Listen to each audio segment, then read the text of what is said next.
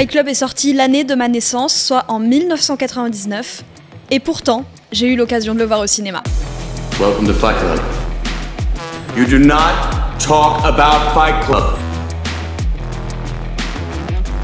Bienvenue dans cette semaine de vidéos sur le cinéma qui me remplit tellement de bonheur et de joie et de créativité. J'espère que vous appréciez, que vous avez apprécié et que vous apprécierez le cœur que je mets dans ces éclairages pour essayer de vous recréer un petit peu l'ambiance du film dont on va parler. Et aujourd'hui, comme vous l'avez vu dans l'intro, dans le titre et partout, et dans les lumières, j'espère que ça reflète un peu le Fight Club. Comment faire une semaine de cinéma sans vous parler de Fight Club? J'ai pris avec mon amoureux, pour une fois je l'appelle pas Bébou, ni Jamie, ni copain, nous avons pris le pass duo au Pathé. Merci Pathé de ne pas sponsoriser cette vidéo parce qu'on ne se connaît pas, je ne suis pas assez connue. Abonnez-vous à cette chaîne pour que Pathé me remarque et qu'un jour on puisse faire des vidéos en collaboration avec eux. Qui sait? Toujours est-il qu'on a pris un pass duo à 38,90 €. Même si je ne suis pas en collaboration, je fais la pub pour ces passes que nous avons au ciné Pathé Gaumont parce que c'est folie furieuse. Je ne connais aucun autre cinéma, dites-le moi si je me trompe, qui fait des offres pareilles pour des cinépasses. On peut y aller à volonté, les amis, ce qui fait qu'on a donc réservé... je pense une dizaine de films sur les 3 semaines qui viennent de s'épuiser. Je vous invite à aller voir les précédentes ou les prochaines vidéos. Je vous ai parlé de Baby Girl, de Babylone que j'ai pu revoir au cinéma, de Compagnon. Et la prochaine vidéo que je vais tourner, je ne sais pas si elle sera sortie, c'est sur Psychose.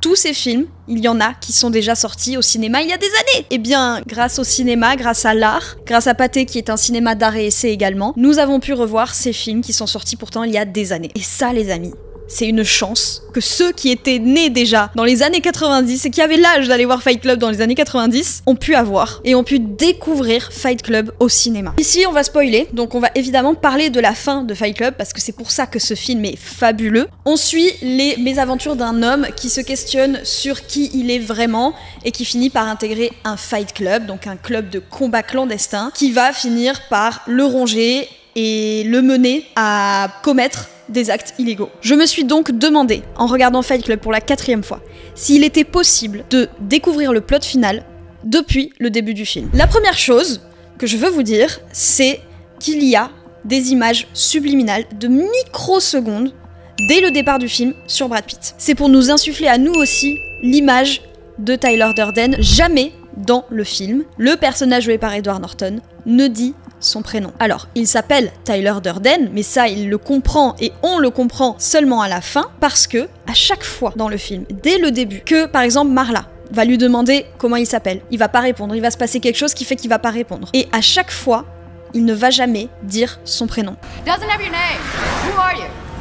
Cornelius? Rupert? Travis? D'ailleurs, dans le générique, il est nommé le narrateur. C'était les 2 premiers points. La première fois que l'on voit Brad Pitt, c'est dans l'avion, lorsque Tyler revient d'un voyage d'affaires, je crois, et c'est juste après que Edward Norton se réveille de son rêve. Donc déjà, ça nous donne un indice de à quel point, en fait, on est dans l'esprit de Edward Norton. Tout ça, c'est qu'un rêve, en fait. Justement, pas longtemps après ça, donc, quand Edward Norton atterrit, son appartement a explosé, et la personne qui l'appelle, c'est Brad Pitt. Sauf que, il compose le numéro de Brad Pitt, ça répond pas, il raccroche. Et là, ça ressonne. En fait, la vérité, c'est qu'il s'est appelé lui-même. L'indice le plus flagrant, quand on le sait, ça semble évident. Quand Brad Pitt et Marla commencent à entretenir une relation, j'allais dire amoureuse, charnelle, pour rester dans des termes un petit peu polis, jamais, jamais, jamais, vous ne les verrez dans la même pièce. Lorsque Marla descend dans la cuisine, part de la chambre et dans la maison, ou même à l'extérieur de la maison, jamais on ne la voit dans la même pièce que Brad Pitt. Pour la simple et bonne raison que Brad Pitt et Edward Norton sont la même personne. Et c'est pour ça que la relation, également, ça va avec ce point-là, la relation de Marla et de Edward Norton est hyper incohérente et hyper questionnable parce que la pauvre Marla, elle comprend rien. Parce que quand elle parle à Edward Norton de ce qu'ils sont, de la relation qu'ils vivent et tout, lui, il comprend pas. Et ça part en clash à chaque fois parce que lui, il lui dit « Dégage de chez moi, qu'est-ce que tu fais là? T'es encore en train de le voir ?» parce qu'il parle en fait de Brad Pitt. Mais en fait, ce sont la même personne. Donc Marla, elle se dit « Mais il est complètement taré. » This is my house. What are you doing in my house? Fuck you. Et c'est pour ça que Brad Pitt, donc Tyler Durden, dit à Edward Norton de ne jamais évoquer la relation qu'il a avec Marla à Marla.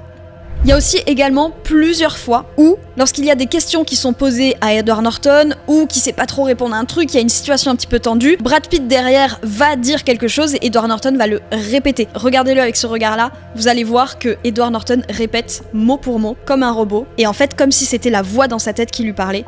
Ce que dit Brad Pitt. En plus, ça sonne un peu comme ça quand il parle, vraiment. La façon dont c'est dit et répété, ça sonne comme naturel. Il questionne pas pourquoi, mec, tu parles derrière moi, il répète juste. Et je trouve ça super intéressant. Également, quelque chose sur lequel, là, le spectateur aurait légitimement pu se poser la question, c'est lorsque tous les personnages, à partir du moment où vraiment le Fight Club se déplace dans leur maison, quand tous les personnages, tous les mecs du club commencent à avoir des comportements admiratifs envers Edward Norton. Lorsque Jared Leto, par exemple, il lui propose de prendre les bières, vraiment en fait, ils sont tous aux petits soins, ils font attention à lui, ils s'inquiètent pour lui, ils le prennent un petit peu comme un dieu, c'est un peu leur dieu en fait dans ce groupe en vrai, et c'est là que le spectateur pourrait se dire, attends mais pourquoi ils sont aussi admiratifs de lui? Enfin, ça semble un petit peu venu de nulle part, et je pense que c'est vraiment à partir de là qu'on peut commencer à se poser des questions, et de toute façon c'est à partir du moment où la mission Mischief, je sais pas ce que ça veut dire Mischief en anglais mais j'adore ce mot, c'est à partir de ce moment-là que tout va commencer à s'emballer, et que ça va être vraiment, ça va mener au climax en fait. Également, si vous regardez bien encore une fois,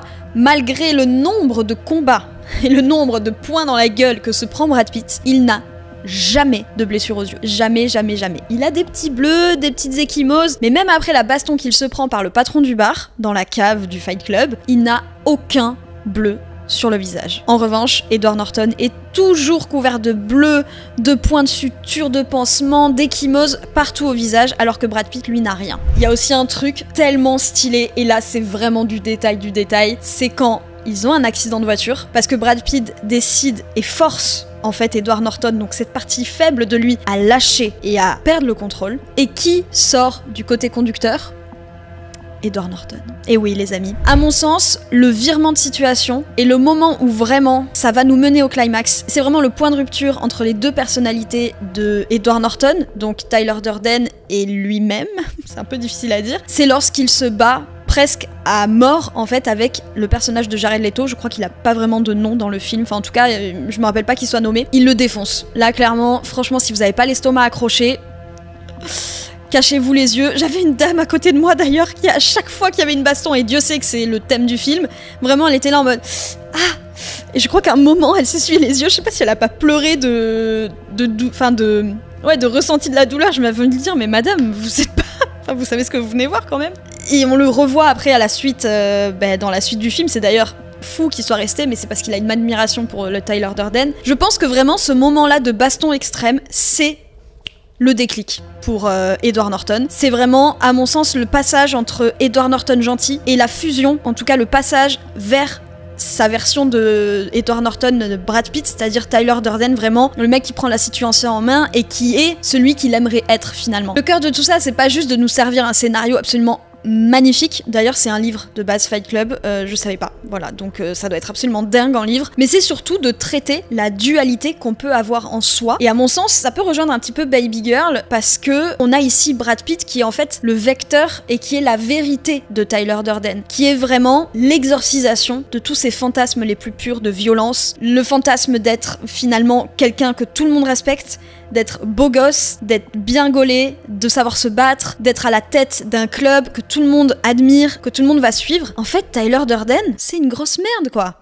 Mais il va vous le dire lui-même, il arrive pas à dormir, il est obligé d'aller à des groupes de soutien de tous les sens pour arriver à dormir. C'est un mec perdu, qui a pas d'ambition, qui a pas de projet. C'est une merde, mais il va vous le dire de toute façon. À partir du moment où il crée cette personnalité de Brad Pitt, c'est sa partie de lui qui rêve d'être quelqu'un de, j'allais dire de bien, alors non, qui rêve d'être quelqu'un, finalement. C'est ce qu'il rêverait d'être, en fait. Et c'est ce qu'il arrive à devenir. Mais c'est ce qu'il arrive à le tuer également. Et en fait, tout ça, c'est pour vous donner un petit peu d'indice. C'est pour vous aussi jouer à l'enquêteur durant ce film, parce qu'en fait, il y a deux histoires. Il y a l'histoire de Tyler Durden, qui est une merde et qui essaye de s'en sortir dans la vie, qui trouve un groupe dans lequel il a une admiration pour Brad Pitt, dans lequel il trouve aussi sa place, et la femme qu'il aime, elle couche avec le mec dont il est admiratif. Donc en fait, même quand il touche le bonheur du doigt, ben ça s'effondre et c'est pas vers lui que les gens vont. Et on suit également l'histoire de Brad Pitt, le chemin de Brad Pitt, qui est le mec qui en a rien à foutre de tout, qui a des super idées dans son domaine, que tout le monde écoute, qui crée un club, qui va rassembler les gens. Encore une fois, bon, la fin ne justifie pas toujours les moyens, mais toujours est-il qu'en fait on suit deux histoires qui n'en sont réellement qu'une. Parce qu'en fait on est peut-être tous un petit peu comme ça à l'intérieur. Alors pas dans ces extrêmes-là, je vous l'accorde évidemment. Je pense qu'on a tous une part de nous qui est l'opposé de ce qu'on est aujourd'hui. Ou du moins qui est un petit peu nuancée. Je pense qu'on n'est pas des êtres tout noir ou tout blanc. Rien n'est manichéen et encore moins la race humaine à mon sens. On a bien tous une certaine personnalité et certaines personnalités avec un S qu'on fait voir en fonction des gens avec qui on est. Moi si je parle à ma caméra, je vais pas être la même personne que quand je suis avec mon mec. Je vais pas avoir le même discours avec certaines amies et je vais pas me permettre certaines blagues ou certaines références avec certaines personnes. Mais c'est tellement normal. On est des êtres plein de contradictions, alors pas aussi fortes que celles de Fight Club, mais je pense sincèrement que ce film-là, déjà c'est un chef-d'œuvre, hein, j'ai pas parlé de la réalisation et j'ai pas parlé du film en lui-même, mais évidemment que c'est un chef-d'œuvre, l'écriture est dingue, les acteurs sont fabuleux, enfin ils sont vraiment incroyables, et vraiment je suis tellement reconnaissante envers la vie, envers, je sais pas comment dire ça, mais d'avoir pu revoir ce film au cinéma. Pour moi, je trouve que c'est vraiment une chance. Donc, même si les places de ciné sont extrêmement chères, mais un jour, le cinéma, c'était Fight Club. Et puis, il y a 2 ans, c'était Babylone. Et dans les prochaines années, ce sera encore plus prestigieux, ce sera encore plus magnifique. Il y a des films qui vont pas nous marquer. Compagnon, le pauvre, je pense qu'il restera pas dans les annales. Mais Babylone, même s'il a pas marqué aujourd'hui, je crois profondément qu'il marquera les générations prochaines et qu'il sera une référence. C'est obligé, il traite de trop de choses pour être oublié, s'il vous plaît, allez le voir. Mais ces films-là, ces réalisateurs-là, c'est grâce à eux que aujourd'hui je fais des vidéos YouTube. C'est grâce à eux que on peut pousser notre réflexion sur qui on est, sur l'art autour de nous et qu'est-ce que ça prend aux tripes en fait de créer et d'aller voir la création des autres. Parce que l'art, c'est pas juste un divertissement. Le cinéma, pardon, lapsus, c'est de l'art avec un grand A. Si je le dis pas à chaque vidéo, je meurs. Mais ça dit tellement de choses de nous et même sans aller dans les extrêmes, on n'est pas obligé de rester sur juste ce que le film nous a dit, mais piochez ce que vous avez à piocher dans les films. Servez-vous-en pour apprendre à vous connaître un peu plus. Recommandez les films que vous voyez aux gens. Allez au cinéma, parce que vous donnez de l'argent à l'art. Vous donnez de l'argent à des gens qui peuvent ensuite s'exprimer. Allez au cinéma, cultivez-vous, ça fait toujours du bien et ça permet de se connaître, parce que c'est vraiment l'essence de ma chaîne et c'est pour ça que je veux faire cette semaine de cinéma. Peut-être que j'en ferai d'autres, qui sait. À vous de me dire si ça vous a plu. Le but de tout ça, c'est vraiment, encore une fois, d'apprendre à se connaître. Et quand on apprend à se connaître, quand on se connaît, quand on se comprend, ça permet d'être indulgent avec soi-même et ça permet surtout de pouvoir mieux se recentrer sur soi, pouvoir se mettre au centre de notre vie, de nos préoccupations, de nos priorités. Et il n'y a rien de plus beau, de plus fort et de plus important que l'amour qu'on se porte à soi-même et que la connaissance qu'on peut avoir de soi. Vraiment, c'est la clé, à mon sens, de tout ce que vous allez rencontrer et vivre dans votre vie, c'est de vous connaître et ça va vous sauver de beaucoup de situations. Donc n'oubliez pas l'art pour cette quête de soi, à mon sens c'est primordial. N'oubliez pas de vous abonner à cette chaîne YouTube si le décor vous a plu, si vous aviez pas vu ces petits easter eggs, j'espère que voilà, ça vous aura intéressé, c'est une façon différente d'aborder le film de Fight Club je trouve. Un petit like, un petit commentaire, ça fait toujours plaisir, ça fait toujours du bien et ça m'aide beaucoup pour l'algorithme, pour continuer les vidéos, pour savoir que ça vous plaît. Moi je kiffe faire tout ça, mais le principal c'est que ça vous plaise, donc écoutez, les commentaires sont votre espace créatif. Merci encore et on se retrouve demain ou bientôt pour la prochaine vidéo à 19h sur ma chaîne YouTube.